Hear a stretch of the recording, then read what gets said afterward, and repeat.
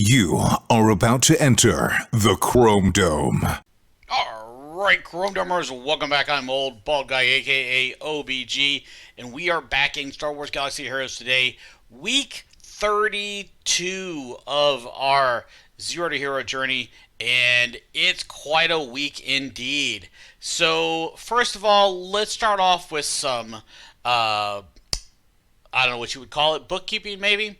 Our friends over the Escape podcast, which if you haven't been watching it, great show, you should definitely check it out, are sponsoring a Bring Hondo to Star Wars Galaxy of Heroes petition. They are going to talk to them at Celebration Star Wars Celebration on the 28th of May, and I encourage all of you to go out and sign the petition, get this set up. I will post this link in the description so everyone can go and sign up. If you have signed the petition, if you have not already, it costs nothing. It's a great thing, and it's freaking Hondo. Come on, man. All right, next up, let's talk about what we did do, what we did not do. So, first of all, we did finish 7 stars on all of our ships except for Executrix. We did not do this before the finalizer event showed up earlier this week. It's kind of sad. But even if we had done it, our pilots aren't ready necessarily yet, and our Executrix was not ready. So, next Executrix event, we're going to do it twice, which will get us 30 shards. By the extra 5, we are at 65 now. That will put us over the top to 100 and get us a 7-star capital ship so that we can do the finalizer event when it rolls back around shortly after that. Flip side of that, we have our pilots, or not our pilots, First Order TIE Pilot over here. Gear 12, almost to Relic. This close. Probably tomorrow, if not tomorrow, then Tuesday. We'll get him to Relics, get him relicked up. In addition, we have brought Wampa as far as he will go to Gear 11. And we're also throwing a little bit of resources over here on Zam to make her Omicron more useful in the future. She's up to Gear 10. I'll be taking her to probably 11, maybe 12. We'll see how easy. So far, she's been a really easy gear, so I just kind of pick up gear here and there and toss it on her. Once First Order TIE Pilot is done, we'll be flipping over to First Order Officer and getting him up. As you can see here, he is already up to Gear 10 and well on his way to Gear 12. And we have our almost end of the line farming. We still have First Order Stormtrooper to farm, but he is a double node farm, and so we are waiting to farm him until Hyena Bomber is done, and it's just over 60 out of 100 right now. So in a couple more weeks, he'll be done. I can double farm First Order Stormtrooper in his node and get him caught up working on Hux, Bosk, and Sith Trooper. And because we are so far ahead on the track for with Relic Mats, we switched over and started farming a little bit on B2 Super Droid, Battle Droid. He's a really good addition to the Grievous team, and he's also a requirement for gas, which we're not super far away from getting. I mean, we aren't super close either. But if you take a look at the journey guide for gas, he's well within our reach at this point, and is a very nice post-Serpent Leader Kylo Ren distraction. We're going to have working on his on Mace of the capital ship. We'll get Mace up at some point. We've already got almost 7-star JKA. We have 7-star Ashoka's Starfighter. We have 7-star Jedi Council Starfighter. We have almost 7-star Plo Koon, as well as these guys I've been working on occasionally as well. So, tons of power there to finish off this particular ship flight.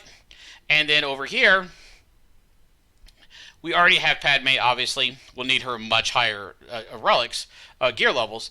But we have Ashoka at 7.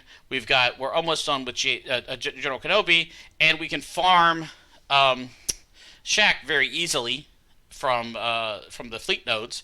We have that unlocked. And then we just have to farm up the Ewoks, which we want to have 3PO for the CLS team anyway, so it's a logical step for post Supreme Leader Kylo Ren. And then on the final part of this, over here, we've already got a 7-star Magna, a 7-star Droideka. We can farm him B1 out. He's also a good member of the Grievous team, so we can farm him out of Fleet Node, and then we can pick up B2. So realistically, we're not super far off from what we were going to do anyways. We've got Grievous, we got Malevolence, we want Grievous to be strong, therefore we want his team to be strong. He makes a really strong team. You've already got, half of the Grievous team right here with Magna and Droideka. Might as well bring B1 and B2 up as well. Bring them in there. I don't care too much about Asajj, but she's a fairly easy farm as well. I believe is she Cantina or is she Store?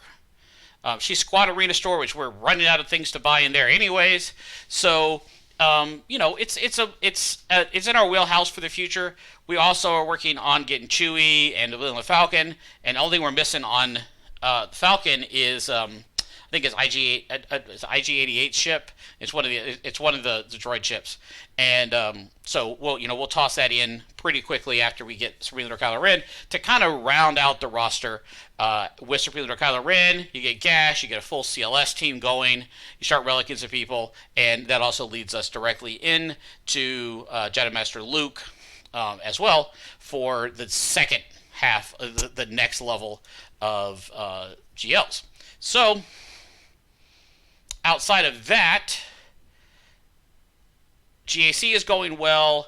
The rest of the farming is going pretty well. Overall, we're up to 5,000 credits again, or crystals again. We're going to spend 800 on the refresh for Executrix, and as I mentioned before, that is the last piece of our squad that we are missing is Executrix. Down here at 65 shards, we got an extra 5 shards from the May 4th event, and we're going to end up 5 shards short, so we'll buy that from the weekly store for I think it's 600 credits or something like that for that. And everything else is moving along pretty well. As you can see, a lot of 7 stars flowing through here. 67 out of 100 on Hyena Bomber, so very close to finishing that off. We have run into a bit of a problem in Fleet now. So our team is strong in Fleet. I mean, it's not like we are weak, but we're not as strong as a lot of the other people. So everybody else is running around with 7-star Hyena Bombers, and we are not.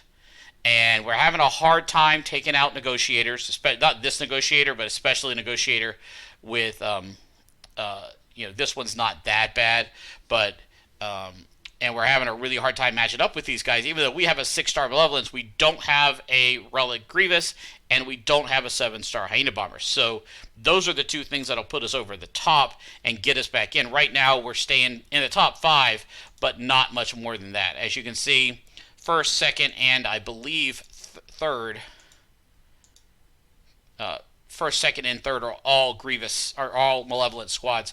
But we do have the only 6-star in the top five. So once we get Grievous up, all these guys are running, Relic Grievous up here. Relic 5 Grievous. So once we get to a Relic Grievous, that'll help a lot with that. But we are struggling right now to, barely able to hold on to the top 5 at this point. So it's fine. If you take a look at the ranks here, you will see that there's Grievous. Here's another. This is me. Couple negotiators. Grievous. This is the lowest Executrix is 8, and then Darth Cap down here at 9 with a 7-star Home 1, and then you've got a Chimera coming in, and another 7-star Home Run, 7-star Executrix, 7-star Home 1, etc. So it gets kind of weak after that, but the top 10 is pretty competitive at this point with a lot of Malevolence and Negotiator, and Negotiators are tough. They really are. I mean, this guy's got gas already, so there's a lot of spending going on up here, and I'm trying to stay competitive as a free-to-play.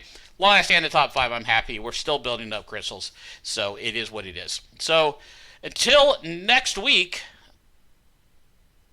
OBG out.